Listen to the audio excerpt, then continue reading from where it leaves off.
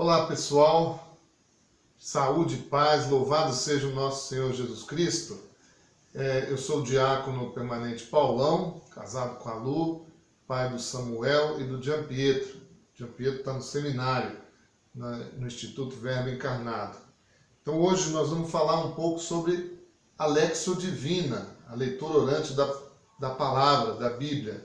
Então eu queria que a gente começasse invocando o Espírito Santo, pedindo a graça de Deus para esse momento. Em nome do Pai, do Filho e do Espírito Santo. Amém. Vinde, Espírito Santo, enchei os corações dos vossos fiéis e acendei neles o fogo do vosso amor. Enviai o vosso Espírito e tudo será criado, e renovareis a face da terra. Oremos.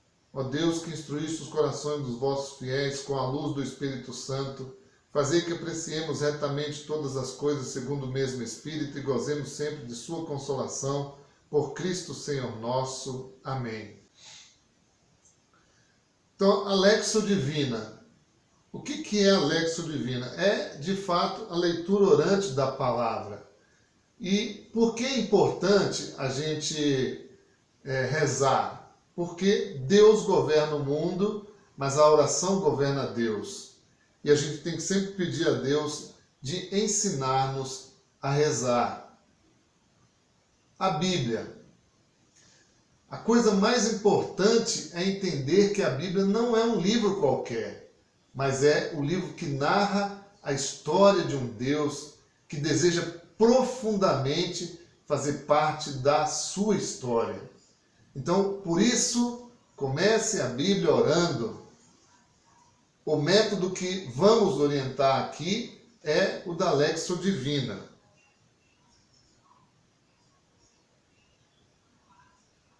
Tua palavra, Senhor, é luz para o meu caminho e lâmpada para os meus pés.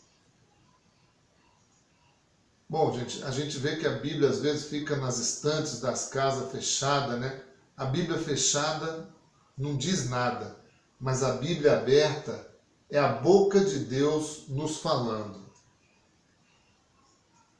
Então a leitura orante da Bíblia, ou Lexio Divina, é um alimento necessário para a nossa vida espiritual. E a partir desta oração, que conscientes do plano de Deus e sua vontade, podemos produzir os frutos especiais em nossa vida. Então a Lexio Divina é deixar-se envolver pelo plano amoroso e libertador de Deus.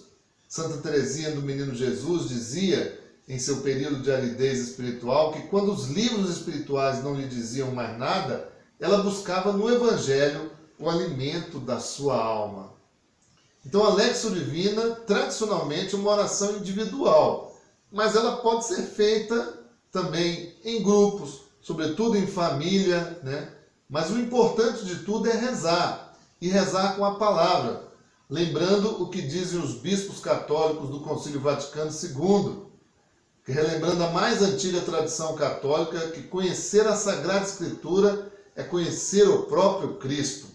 Os monges diziam que a Lexio Divina é a escada espiritual dos monges, mas é também a de todos nós cristãos. Então, num documento do Concílio Apostolicam Actuositatem, diz: só pela luz da fé e meditação da palavra de Deus pode alguém sempre e por toda parte reconhecer Deus em quem vivemos, nos movemos e somos. Procurar em todo acontecimento a sua vontade, ver Cristo em todos os homens.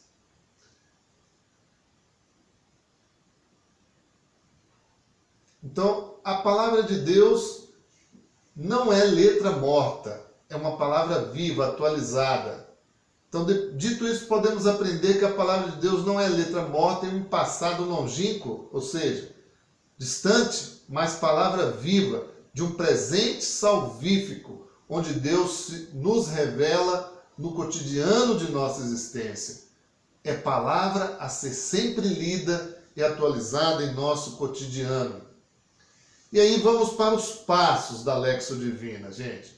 Primeiro, são 4 passos que a gente tem. Primeiro, a leitura, depois a meditação, a oração e contemplação. Mas eu coloquei alguns passos a mais aqui para que a gente possa melhor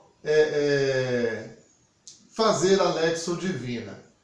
Então, o primeiro passo, a oração inicial, começar sempre invocando o Espírito Santo, sempre arrumar um espaço silencioso, se possível, uma posição confortável e sempre rezar a oração do Vinde Espírito Santo, que nós já rezamos aqui no começo. O segundo passo é a leitura da Palavra de Deus. Lê com calma, com atenção, um pequeno trecho da Bíblia. Não é... A gente consegue fazer de textos maiores? Consegue, mas é bom pegar textos pequenos para a gente ir se aprofundando melhor. Então, nessas primeiras vezes que a gente for fazer, pega textos do Evangelho, por serem mais familiares a nós, e aí, se for preciso, leia o texto quantas vezes forem necessário. Então, essa leitura da Palavra de Deus.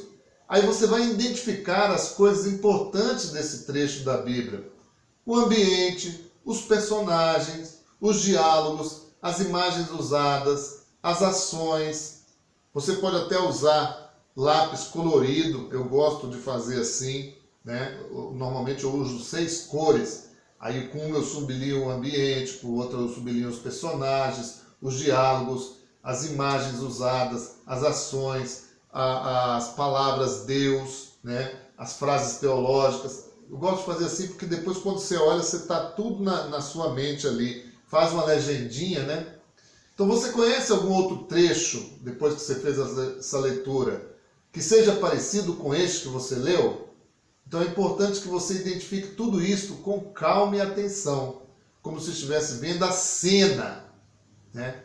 É um momento para conhecer e reconhecer a boa nova que este trecho nos traz. Terceiro passo, meditar a palavra de Deus. O que é essa meditação? Aqui é o momento de descobrir os valores e as mensagens espirituais da palavra de Deus. Então é hora de saborear a palavra de Deus e não apenas estudá-la. Então você, diante de Deus, deve confrontar esse trecho com a sua vida. Feche os seus olhos, isso pode ajudar. Traga à memória aquilo que você acabou de ler. Depois volte ao texto e faça mais uma leitura atenta, frase por frase, e procure aprender bem o sentido de cada versículo. Perceba os elementos que você não tinha percebido na primeira leitura. Escute o que diz o texto. E agora o quarto passo, rezar a palavra de Deus. Toda boa meditação desemboca naturalmente na oração. Então é o momento de responder a Deus após havê-lo escutado. Esta oração é um momento muito pessoal que diz respeito apenas à pessoa de Deus. É um diálogo pessoal. Não se preocupe em preparar palavras. Fale o que está no seu coração depois daquilo que você meditou. Se for louvor, louve. Se for pedido de perdão, peça perdão. Se for necessidade de maior clareza, peça a luz do Divino Espírito Santo. Se for cansaço e aridez para os dons da fé, peça os dons da fé e da esperança. Enfim, os momentos anteriores, se feitos com atenção e vontade, determinarão esta oração da qual nasce o compromisso de estar com Deus e fazer a sua vontade. Contemplar a palavra. Desta etapa, a gente não é dono. É um momento que pertence a Deus e sua presença misteriosa. Sim, mas sempre presença.